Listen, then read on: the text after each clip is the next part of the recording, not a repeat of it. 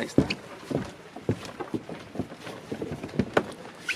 Un soudo oceánico, non mariantoniano, porque estamos aquí en outro océano distinto, non estamos no Mar da Coruña, sino que estamos en plena Costa da Morte, en un sitio verdadeiramente especial.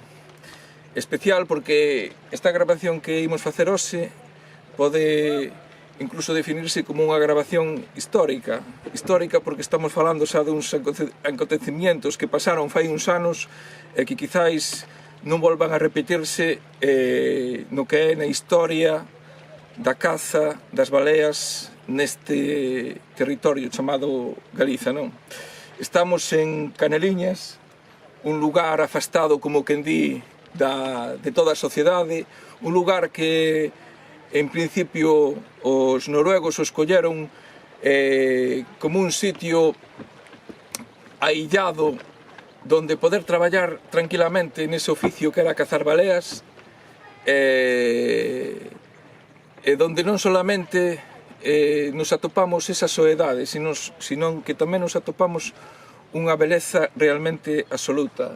O pé do Monte do Pindo, enfrente o Cabo Fisterra, e aí a antiga baleira, non? A antiga baleira que ahora mismo está completamente abandonada, un lugar que podría utilizarse como para facer o gran museo dos cetáceos, quizáis a nivel europeo, pero bueno, xa sabemos como esta terra é o que cuida as súas tradicións, e bueno, desgraciadamente está como está.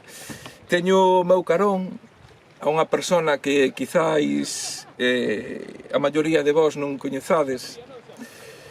É unha persona super especial que estou encantadísimo de que sea a primeira persona que fale comigo a bordo, que sea entrevistada en este proxecto cultural como este barquiño, o Cántiga de Leviatán. Sobre este lombo de un Leviatán temos a un home, a Vitorino Camaño, que traballou nada máis e nada menos que 21 anos que non é nada, na Costa da Morte cazando baleas, porque en esta terra se cazaron baleas e se cazaron moitas baleas, cousa que desgraciadamente tamén moita xente non sabe. De feito, eu falo moitas veces con rapaciños e nin siquiera sabían que en esta terra, que en Galiza, que hubo un tempo en que unha das industrias que movían a comarca era de cazar cetáceos, non?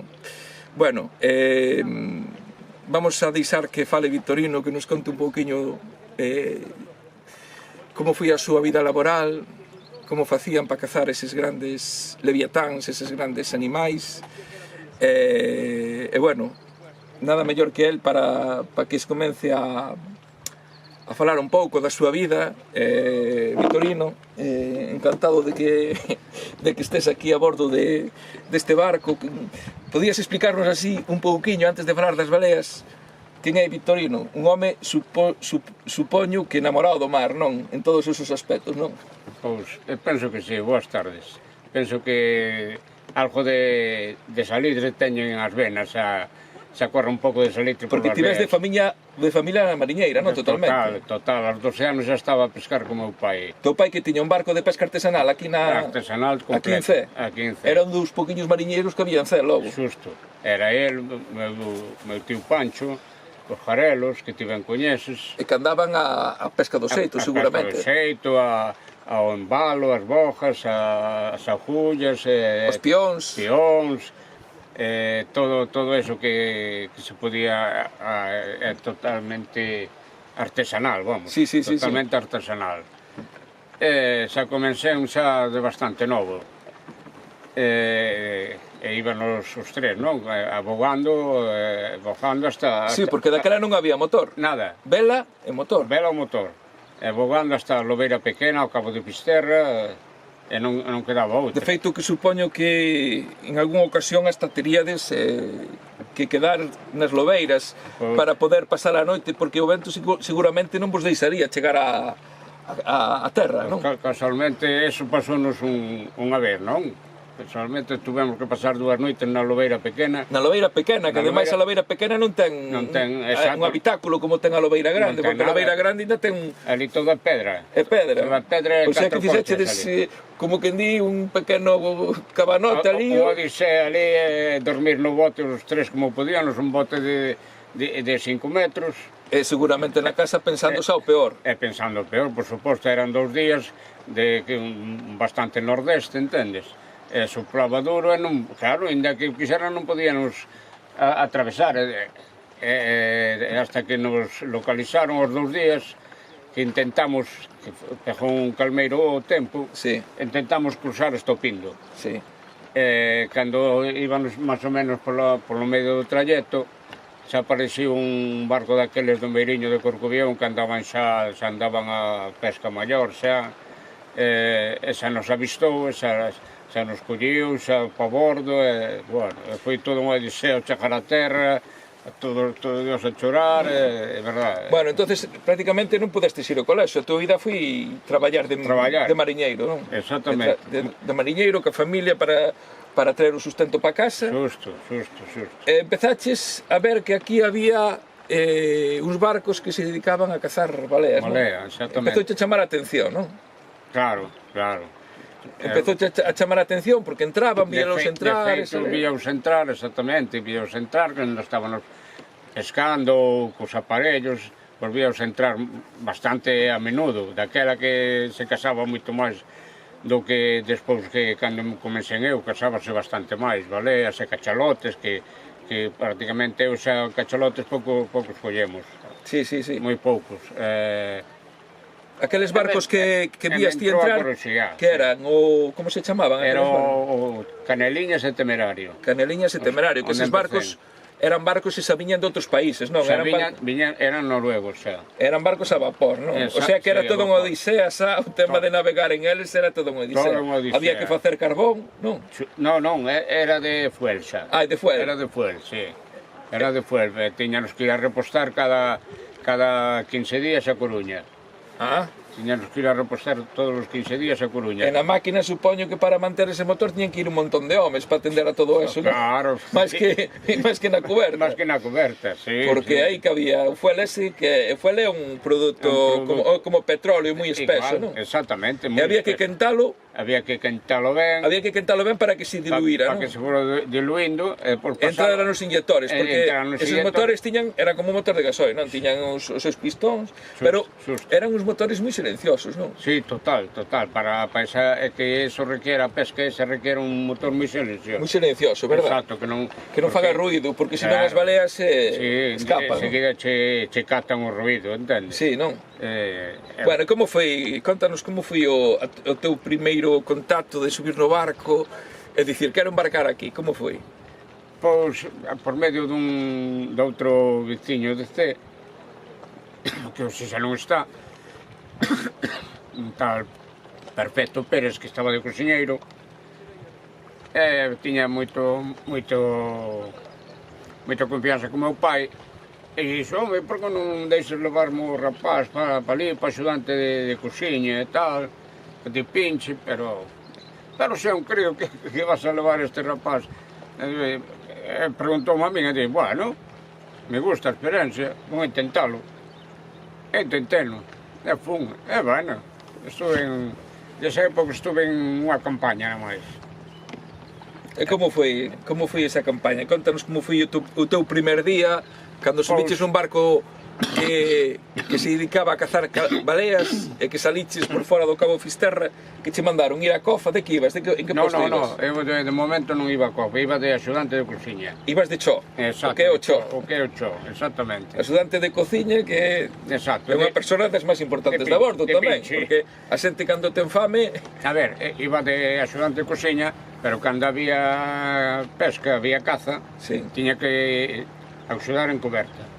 Tiña que ir a traballar a coberta, entendes? Tiña que non pasía guarda de puente, nin cofa, nin eso, pero despois os traballos de coberta tiña que pasar igual, acababa na cociña e iba para a coberta.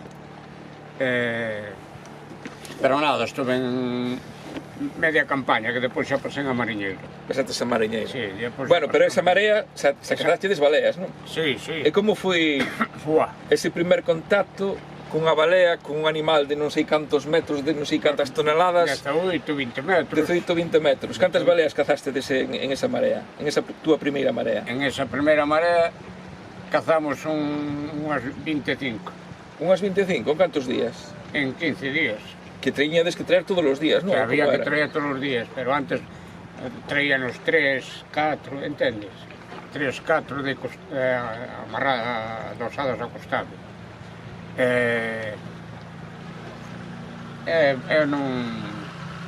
Non me casou ben porque me collín impacto de un monstro tan grande. Sí. E vías unha cousa tan enorme, digo, uau, este non vai meter a pique, digo, Dios. Sí, non? Uau, tremendo, porque claro, ao arponero disparabas, claro, se lle daba, abrías o arpón dentro, como sin ver que o cetáceo estaba clavado, e o barco ca máquina parada, e non levaba o barco de remorque. Sí, además, un barco que tiña un calado tremendo e, o sea, que a forza que tiña que ter eso. Cantos anos tiñas ti cando saíches para o mar? O primeiro é 16. 16 anos, con 16 anos eras un cazador de baleas. Xa estaba as baleas, 16 anos. É increíble a forza que teñen, porque incluso nesta baleira que se veía atrás, había un almacén dedicado exclusivamente a meter dereitos os arpóns, non? Xusto. Porque había un almacén que había unha máquina para meterlos, porque os arpóns pesaban, adiós, tamén canto pesaban? 80 kilos. 80 kilos. Con granada e todo, non? Sí. 80 kilos. A pólvora con todo. E incluso as baleas facían forza para zafarse, doblábanos. Xusto. Bueno, ese primer momento que ti ves o arpoeiro aí, que ves a balea, que sentistes en ese momento? Unha emoción tremenda, digo, uau, que monstro, vamos collernos ese monstro tan grande. Canto era o que medía a túa primeira balea? A primeira ballena eran 18. 18 metros, bueno, 18 metros que xa pesa, eso, canto pesa? Eso unhas 50 toneladas. Era unha balea, un rorcual común, ou como era? Era común, sí, normalmente collían os roncualos común todo por aquí. Porque vos hasta tiñades como un argot baleeiro, e tiñades uns nomes destinados ás baleiras que non se correspondían cos nomes científicos, non? Pero esas baleas chamabas de rorcuais, non? Porque, por exemplo, as baleas azuis tamén lle chamabades baleas azuis, non? Ou tiñan outro nome? Azuis.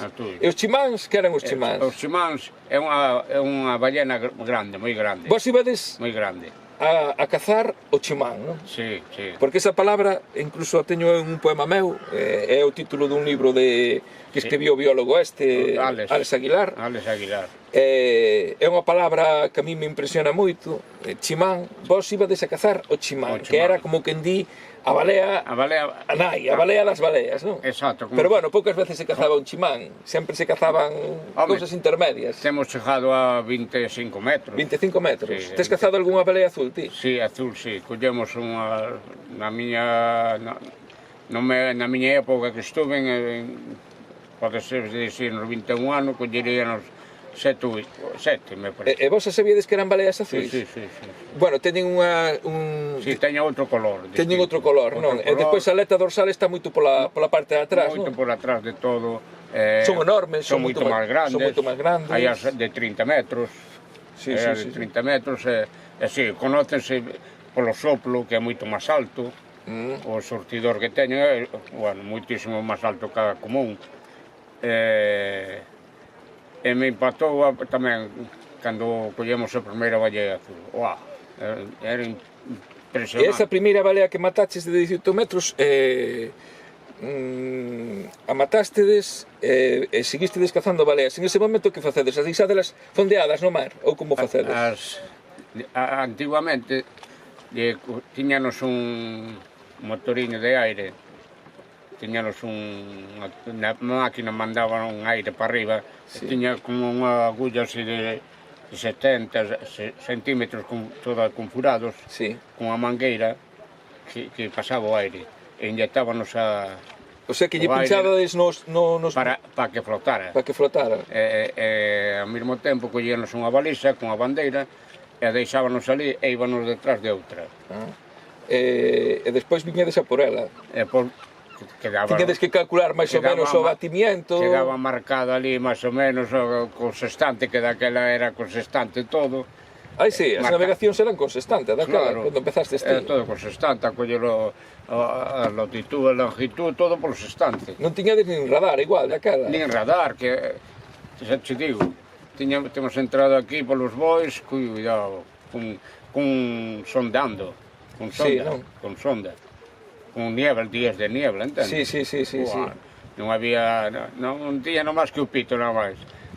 Bueno, entón, como era entón a vida diaria dun baleiro? O horario de salir podía ser o día, podía ser un domingo, podía ser un luns, non había horario para salir, non? Non había nin horario. Ti te rolabas no baleiro, era aquela campaña que duraba, non sei canto duraba todo o ano? 6 meses. 6 meses, despois outros meses estaba o barco amarrado. Nos empezábamos normalmente no mes de maio hasta noviembre. Os 6 meses continuos, podías salir un domingo, nada, aí eso non interesaba. O horario era de sol a sol. No verano, claro, como collías casi todo o verano, collíalo todo inteiro. Te levantabas ás 6 da mañán, desayunabas un pouco, e pomba, avante, a mirar todo, a recorrer mar. Canta xente había, por exemplo, na cofa mirando... Na cofa éramos 4 mariñeiros. Estabades 4 ao mesmo tempo? No, éramos 4, nos íbamos relevando, facíanos unha hora de timón e unha hora de cofa, unha hora de timón, así os 4, non? Así hasta as 10 da noite. Era moi jodido estar na cofa? Por non. Porque aquelo está a cantos metros de altura? A cantos metros estaba? Estará uns 25, así. Carai, ali sentías todos os balances. Era complicado, non? Porque cando o barco se balanceaba dicías tú, guau. Ou cando había unha baja de mar desa corte, parece que tocaba a cofa no mar. Sí, non? Sí, era bastante complicado. E como era o grito de balea a vista, como era? Como facía? Nós normalmente no noso barco, no Temerario, cando avisábanos un peixe, unha balea ou un cachalote, toda. Sí. Quer dicir que toda a máquina, entendes? Sí. Proba, pois, ti marcabas desde a cofa, marcaba yo que iba no timón, máis ou menos ca man, a dirección.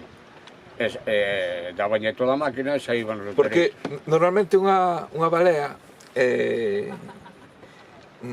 sale a respirar, bota o aire polo espiráculo, canto tarda en volver a baixar e a volver a surdir? Pois normalmente o máximo 20 minutos. 20 minutos? O máximo, pero esas son estas solitarias que andan solas, entendes? Sí.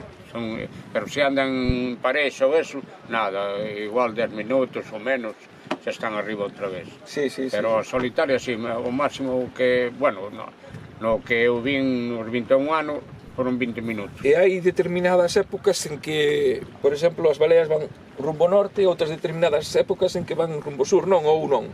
Nos casábanos todas rumbo norte. Todas rumbo norte? Iban todas para arriba? Todas rumbo norte, dígoche por qué. Porque nós empezábamos no paralelo 41, no paralelo 41 que está a altura de Portugal. Sí.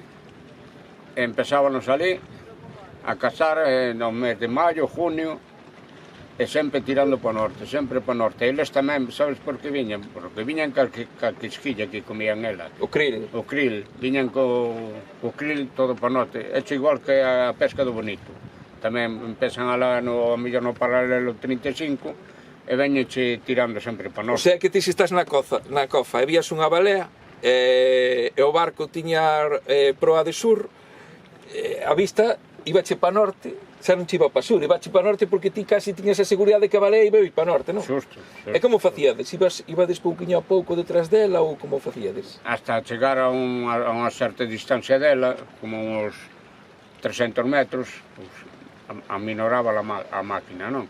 Metías pouca, ou todo lo menos, e ibas acercándote a ela, E se vías que ela camiñaba un pouco máis, pois daballe un poquinho máis de máquina para poder acercarse a ela. Esa era a forma de cazar. E normalmente as baleas, cando vos acercabades elas, a costume delas que é escapar ou é quedarse quietas en plan esperar a ver o que vai a acontecer? Non, siguen o seu rumo. Sí, non lle facían moito caso, vale? Siguen o seu rumo. A ver, había alguna que estaba máis espabilada que outra, non cabe dúda. Pero normalmente siguen o seu rumo co cril. Erades capaces de diferenciar, por exemplo, os machos das femias ou as que estaban preñadas? Non, eso era imposible. Non, eso era imposible. De feito, moitas baleas das que cazabades estaban preñadas. De feito, aquí teñen sacado crías, aquí na factoría, sí. Claro, eso é imposible, porque, claro,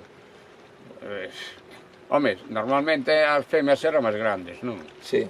O macho é máis pequeno que a femia.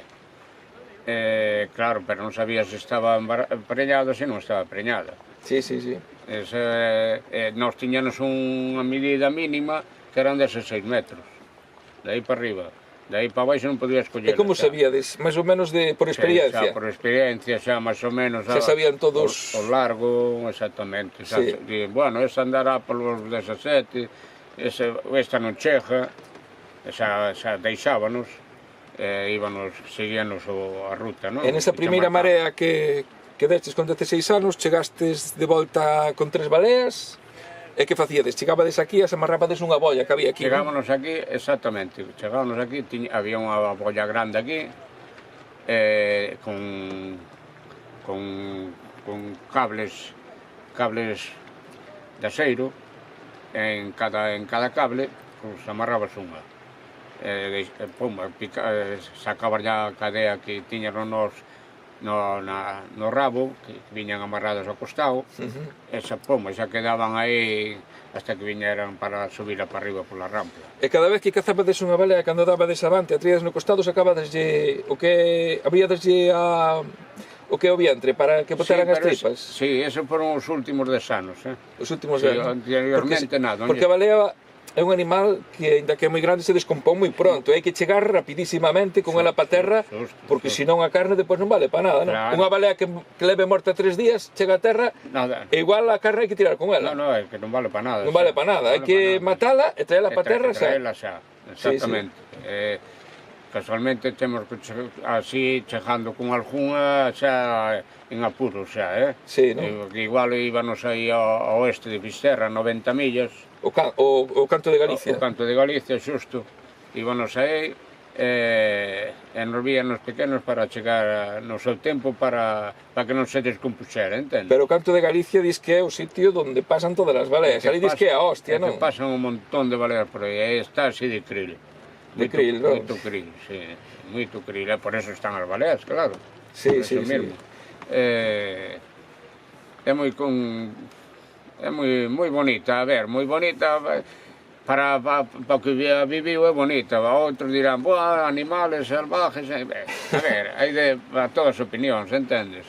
Mira, e que clases de baleas eran as que solíades matar? Non é común, a balea común que é a que hai por aquí. A balea común, non? Si, había algunha llobarta tamén no medio, Algunha... Llobarta tamén había algunha no medio. Tendes collido algunha... Sí. En galego é xibarte, non sei a carne da xibarte, era unha carne que compensaba... Sí, diz que era moi boa carne. Sí, non? Era moi boa carne. Eran baleas, eran das máis pequenas que eran máis pequenas, sí, eran máis pequenas. Esas chegaban a 16, por aí, 15, esa tiñan outra medida. Pero diz que tiña unha carne moi boa. Claro, o cacholote xa nada, que o cacholote era para aceite todo. Me decías que cando empezaste a traballar ti, porque en esta baleira, polo que lín, estuvo traballando en dúas épocas. A primeira época nos anos 20, que foi cando estaban os noruegos, que aí sí que había baleas, porque estaba a estubirse, claro. E depois empezou a traballar nos anos 50. Ti en que ano embarcaches? Eu embarquei no 64. No 64, o sea que xa levaban uns 10 aniños matando baleas. Justo. O sea que xa a población xa estaba algo diezmada, non? Cando te atopaches ti con ela. Home, non sei como estaría antes, pero bueno, daquela ainda había manadas de 15, 20 baleas, igual vías. Xa. Temos visto manadas de 15, 20, de cachalotes de 30 e así. E como era, que diferencia había entre matar un cachalote ou matar unha balea? Ninguna? Ou había algunha diferencia? Había que... A ver, o cachalote ten a piel moito máis dura, é máis forte, era máis peligroso para nós. Sí, e logo? Máis peligroso no sentido de que che pegaba ca cola no barco, non? E doblaba as barandillas como nada. Non fastidies. Sí. Pero vos ten pasado? Sí. No temerario. Pero de estar xa corpón... Está clavada. De estar clavada, xa. Pero estar ainda non estaba morta, entendes? E de tela no costado, e coller... Non, estar clavada corpón, ainda sin poñela no costado. Andaba por aí, pero claro, o cachalote dache máis voltas, baixe po fondo sempre. El tira sempre po fondo, sempre. E claro, ti hasta que o villas subir, non sabías por onde che iba a vir. Más ou menos pola estacha que tiña clavada, aquel mirabas ti, se iba para norte, para sur, tiñas que maniobrar co barco e tal. Moitas veces ten ido a hélice, picar e escapar. Sí? Sí, máis dunha vez. Ten ido a hélice e pumba, lá vai todo. Igual xa aparecía aquí no costado, cando surgía empezaba a pejar coletazos, tremendo, Os cachalotes teñen moitísima máis forza que as baleas, non? Claro. Ademais, os cachalotes teñen unha característica que se hai un moribundo, os outros van a xunta deles, non? A xunta deles, exactamente. Era tamén unha desgracia para eles porque mataba de un, outro. Exactamente. A ver, sempre collías máis cantidad de cachalotes que baleas, porque, claro, estaba máis fácil. Sí. Outra que a balea sempre é raro, nunca está parada. E o cachalote, sí, se queda parado aí, encima da agua. Sabes por que se queda parado? Porque lo eu, porque o cachalote vai a cazar, incluso ten chegado hasta 3.000 metros. Sí. E cando sube para arriba, sube tan canso, que está descansando. De feito, no estreito de Gibraltar, teñen problemas os barcos, porque os cachalotes en ese momento deben de desconectar do mundo. E hai moitos barcos que chocan con eles, porque non se separan. Nada, é que non se enteran. E vos en ese momento tamén... Claro, é que o collías como nada, claro. Estaba exhausto, exactamente. E depois a carne do cachalote me dixeches que era unha carne que... Non, a carne do cachalote non... A min polo que me dixo Fina... Mas ben aceite. É todo pa aceite, que é unha carne moi oscura. A ver, tiña outra propiedade que é o ámbar. Sí, o ámbar gris. O ámbar gris. Sí, bueno, o ámbar gris que costaba a hoste de pasta. Exacto, polos dentes de marfil. Sí. Tamén. Pero de carne, o cachalote non tiña carne... Ti probaste algunha vez? De ballea, sí, de ballea. De cachalote non? Non. A ver, o cachalote tamén polo que me contaron, como se sumerse tanto tempo, o músculo é un músculo, digamos, distinto, que ten que coller moitas células e moito oxígeno, que é unha carne moi negra, que non vale para comer. Que non vale para comer, exactamente. A da balea sí, pero a do cachalote non.